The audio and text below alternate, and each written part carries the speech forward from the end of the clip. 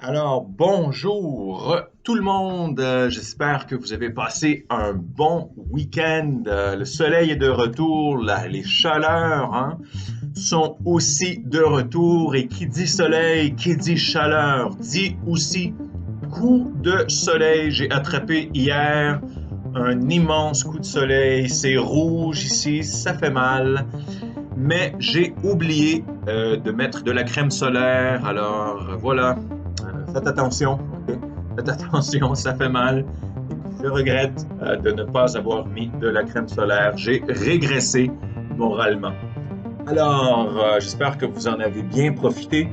Euh, et donc, on entame le dernier pan du semestre. Je sais, c'est difficile, le soleil est à l'extérieur, on ne veut pas être à l'extérieur, le confinement se termine graduellement, il faut faire attention, keep your distances, c'est très important encore. Euh, you might be asymptomatic, mais tu peux toujours transmettre le virus si tu l'as à d'autres personnes vulnérables. Donc, don't be selfish, ok, ne soyez pas égoïste. Soyez altruiste, pensez aux personnes plus vulnérables, avec une santé plus vulnérable, s'il vous plaît. C'est très important. Alors, comme je disais, c'est presque terminé. Il nous reste 4 semaines, 4 semaines-ish d'école avant la fin du mois de juin. Donc, pour ma part, il reste 3 tâches. Il reste 3 tâches. Donc, la tâche 10, qui est la dernière tâche que je vous donne, le sujet. La tâche 11 sera une tâche personnelle. Vous allez choisir un sujet duquel vous allez parler. Donc, vous allez parler, je vais vous donner une liste de critères, mais vous avez un choix total, OK? On s'en reparle la semaine prochaine pour la tâche 11. Et pour la tâche 12, eh bien, la tâche 12, ça sera le RST, si vous voulez, là, une espèce de tâche finale, une tâche résumée, une tâche de conclusion, donc qui va wrap up, si tu veux, qui va conclure tout le semestre de février.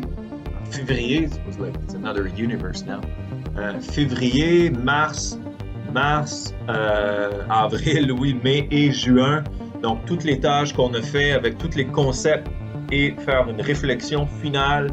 Et puis, voilà, ce sera la dernière tâche. Et vous aurez 2 semaines.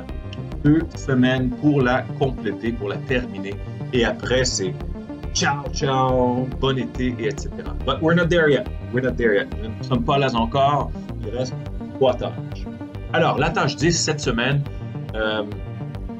nous avons parlé beaucoup des humains. Homo sapiens, depuis le début. Homo sapiens, un animal social qui veut mieux, pour mieux, et non un. Alors, tu vois, tu te souviens de cette phrase très importante. On a parlé beaucoup des humains qui peuvent régresser moralement, mais qui peuvent aussi progresser moralement. Nous avons parlé de ça avec Kohlberg. Donc, avec des dilemmes moraux, les humains ont leur B, C, T, C, B pour, C pour, T pour et C pour. On a vu plusieurs exemples de gens qui ont des cultures différentes. Des fois, c'est plus moral, plus immoral, etc., etc. L'humain avec 86 milliards de neurones, de connexions neuronales pour l'aider à comprendre, à interpréter, à faire des prévisions à court et à moyen terme, etc., etc., etc. Donc, Homo sapiens, l'humain, on le voit aujourd'hui, c'est l'animal social le plus puissant, le plus fort sur la planète à cause de son intelligence. Ça peut être dangereux des fois aussi. L'humain, l'Homo sapiens, c'est tellement intelligent qu'il a commencé aussi à jouer, à se prendre peut-être pour un autre dieu, à se prendre pour Deus. L'humain a commencé à créer des machines. L'humain commence à créer des machines non seulement automatiques, mais des machines qui peuvent commencer à penser.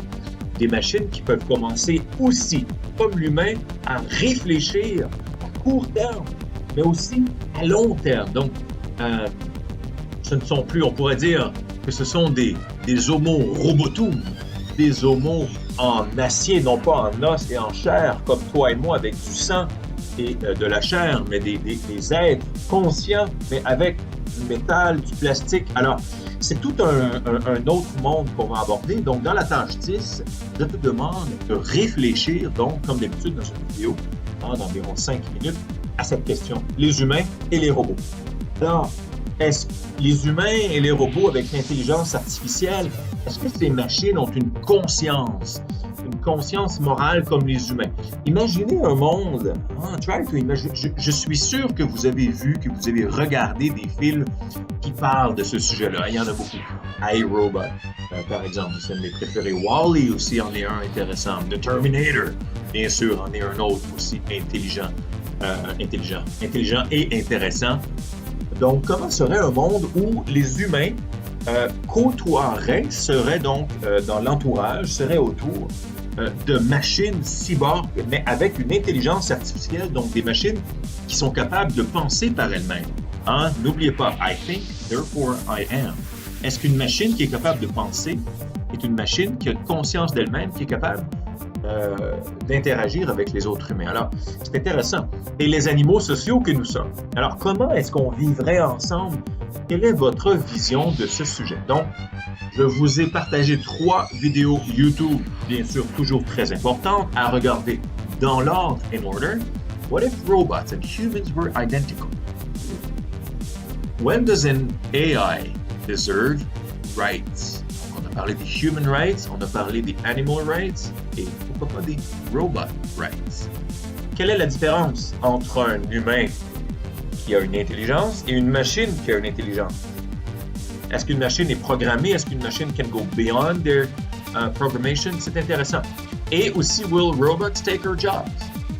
Will robots take our jobs? Donc, dans une vidéo d'environ 5 minutes, donne-moi ton opinion sur ce sujet qui est un peu futuriste, but not that much at the same time.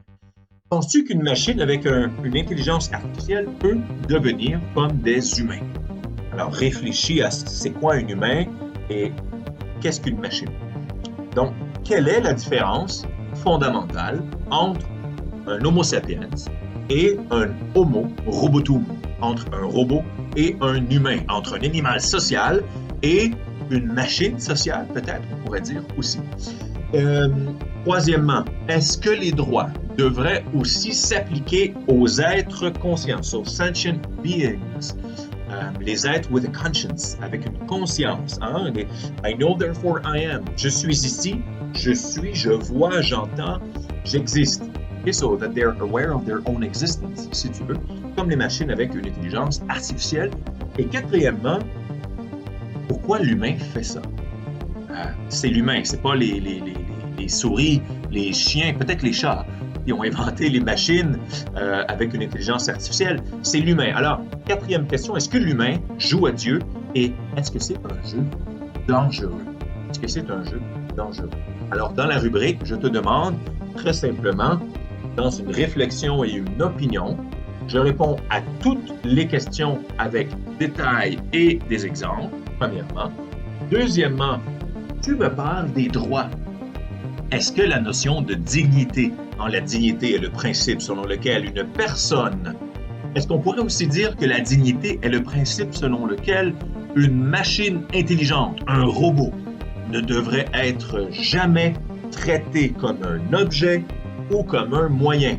Le robot mérite un respect inconditionnel, indépendamment de la compagnie. Est-ce qu'un robot Honda ou un robot Toyota ou un robot Ford ou un robot, Tesla, est-ce qu'un robot Tesla serait plus digne qu'un robot Honda? Est-ce que ce serait un robot upper middle class ou un robot lower middle class? Je ne sais pas. Alors, c'est toute cette question-là. Donc, deuxièmement, tu me parles des droits, la dignité, c'est très, très important, donc, dans ce sujet.